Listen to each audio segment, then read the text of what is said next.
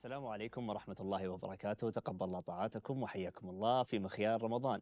والذي Bu يستضيف axşamki عزيزي qonağımız İmam Quba Ruheyl məscidinin Mescid imamı və xatibi Şeyx Süleyman Ruheylidir. Fəzilətli şeyx, xoş gəldiniz. Hoş gördük. Dəvətimizi qəbul etdiyiniz üçün sizə təşəkkür edirik. Allah sizi qorusun. Mən də öz növbəmdə sizi, bütün çəkiliş heyətində olan qardaşları və dəyərli izləyiciləri salamlayıram. Uca Allahdan diləyirəm ki, bu ayı Mühəmməd sallallahu aleyhi və səlləm ümməti üçün mübarək etsin və xeyirlər nəsib etsin. Fəzilətli şeyx, açığı bu buraxılışdakı müzakirə və yolçuluq uzun olacaq. Lakin mən onun ən mühüm hissəsindən başlamaq istəyirəm. O da tövhiddir. Tövhidin əhəmiyyətindən danışaq. Tövhidin bölmələri varmı? Bu çox dərin bir sualdır. Çünki sən həyatın sirrini soruşursan, nə üçün yaradıldığımızı soruşursan, Allahın bizi yoxdan var etməsinin səbəbini soruşursan. O bizi ən gözəl surətdə yaratdı, nemətlərlə bəslədi və idrak etmək üçün bizə ağıl nemətini verdi. İnsanlardan elələri var ki, bunu qoruyub saxlamış və bununla ən uca mərtəbələrə yüksəlmişlər. Məqamca da, əməl dəftərində də, aqibətcə də. Bu isə tövhidi gerçəkləşdirməklə olmuşdur. İnsanlardan elələri də var ki, özlərini bu üç xüsusda da ən aşağı dərəcələrə endirmişlər. Sən elə bir məsələni soruşursan ki, orada əminamanlıq vardır. Fikirdə əminamanlıq, əqidədə əminamanlıq, mənhəcdə əminamanlıq, həyatın bütün sahələrində əminamanlıq vardır. Uca Allah buyurur, iman gətirdikdən sonra imanlarına zülm qatışdırmayanları əminamanlıq gözləyir. Doğru yola yönəlmişlər də məhz onlardır.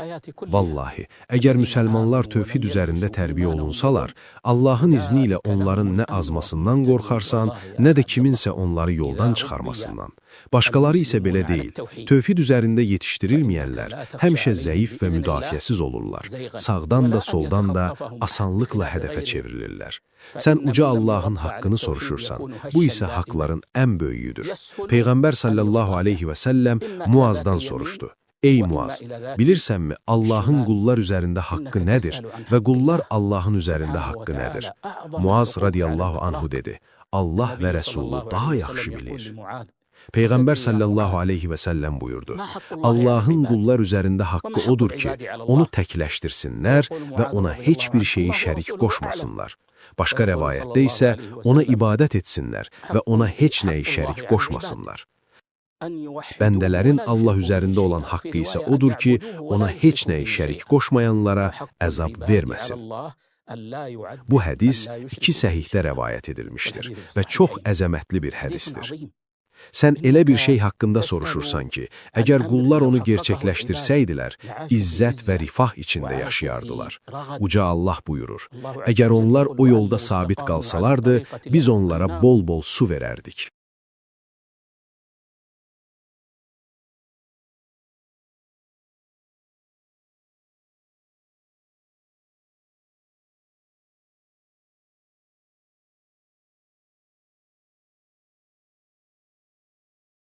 فضيلة الدكتور أنا إذا سمحت لي أنا مقدر Hörmətli şeyx, izninizlə, mən bu hissi anlayıram və hamımız bunu hiss edirik. نشعر بهذا الشيء لكن Lakin icazə versəniz, bu mövzuda müxalif olanlar barədə danışmaq istərdim. Bilirəm ki, bu barədə siz bir çox dərslərdə və müsahibələrdə geniş danışmısınız. Lakin gəlin bu mövzuda yenidən daha ətraflı şəkildə danışaq. İstəyirsinizsə su içə bilərsiniz. Mən sizi başa düşürəm.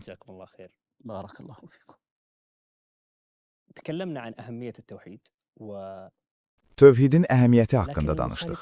Lakin bu məsələdə müxalif olanlar da var.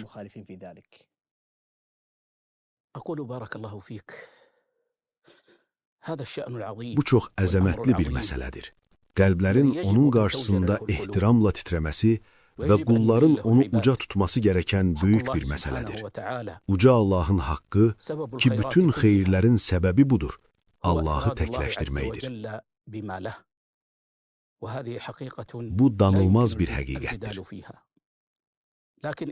Bunu bildikdən sonra əvvəlki sualına qayıdıram. Tövhidin bölmələri varmı? Uca Allah Quranda bizə tövhidi öyrətmişdir. Peyğəmbər sallallahu aleyhi və səlləm də bizə tövhidi öyrətmişdir. Allahın bizə öyrətdiyi tövhidə baxdıqda, gördük ki, tövhid üç şeyi ehtiva edir. Birincisi, Uca Allahın feilləri ilə bağlı olan tövhiddir. Yəni, Allahı öz feillərində təkləşdirmək.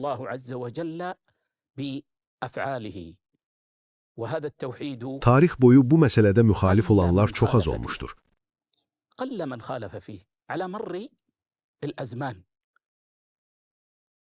İnsanlar inanırlar ki, xəlq edən Allahdır.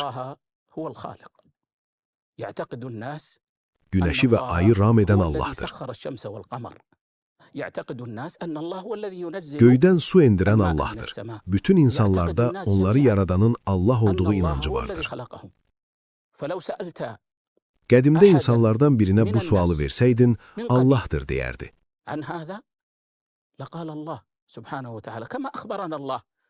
Necə ki, Uca Allah buyurur. Əgər onlardan özlərini kimin yaratdığını soruşsan, əlbəttə Allah deyərlər. İnsanlar etiqad edir ki, onlara ruzi verən Allahdır, işlərini idarə edən Allahdır. Lakin böyük təəssüf hissi ilə qeyd edək ki, bu məsələdə müxalif olanların azlığına baxmayaraq, bəzi müsəlmanlar bunda da müxalif olmuşlar. Onlar Allahdan qeyrisinə Uca Allahın feillərini nisbət etdilər və Allahla birlikdə başqalarının da idarə etdiyinə etiqad etdilər. Hətta bəzi müsəlmanlar etiqad etdilər ki, qütblər və əbdallar var. Güya onların tədbiri olmadan heç nə hərəkət etməz və heç bir şey yerində durmaz. Bu böyük məsələdə Uca Allah üçün heç nə saxlamadılar. Bəzi qövmlər isə belə etiqad etdilər ki, filankəslərdən möhür və icazə alınmadan heç kim cənnətə daxil ola bilməz. Sonra gördük ki, tövhidin bir növü də Uca Allahın adları və sifətləri ilə bağlıdır. Əvvəlkilərdən bunu inkar edəni görmədik. Yalnız Ər-Rəhman adını inkar edənlərdən başqa. Onlar deyirdilər ki, biz Rəhmanı tanımırıq, yalnız Yamamənin Rəhmanını tanıyırıq. Lakin ümumilikdə Allahın adları və sifətləri barəsində mübahisə olmamışdır. Amma təəssüf ki, özlərini İslama nisbət edən bəzi kəslər Allahın adları və sifətləri mövzusunda müxalif oldular. Onlardan bəziləri Allahın adlarını mənalarından və ehtiva etdikləri sifətlərdən ayırdılar. Bəziləri isə Allahın sifətlərini kitabda və sünnədə gəldiyindən, səhabələrin üzərində icma etdiyi, fitrətin tələb etdiyi və ərəb dilinin dəlalət etdiyindən fərqli şəkildə yozdular. Üçüncüsü isə ən mühüm və ən uca olan, tövhidin ən əzəmətlisi, qulların əməlləri ilə bağlı olan tövhiddir. Yəni, Uca Allahı ibadətdə təkləşdirmək. Bu, tövhidin ən əzəmətlisidir. Görürük ki, tövhiddən bəhs edən ayələrin əksəriyyəti məhz bu növdən bəhs edir. Yəni, uluhiyyət tövhidi haqqındadır. Müşriklərin müxalif olduğu da məhz bu idi. Peyğəmbər sallallahu aleyhi və səlləm onlara "La ilahə illallah deyin ki, nicat tapasınız" dedikdə, onlar bunun mənasını başa düşdülər. Yəni, ibadətə layiq olan yalnız Allahdır. Ona görə də dedilər, o, bütün ilahları tək bir ilahla mı əvəz etdi?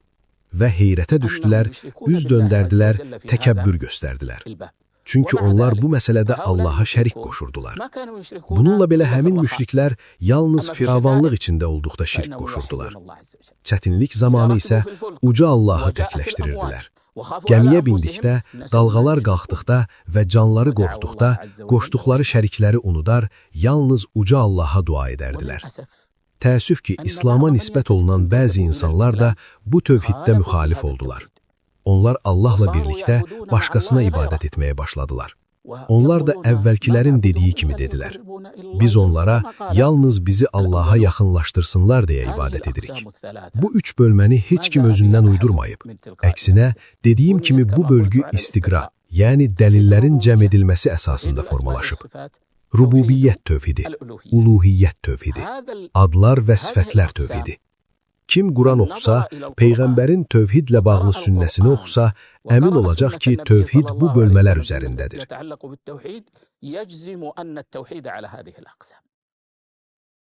Bu da ayələrdən və sünnədən götürülmüş istiqraya əsaslanıb.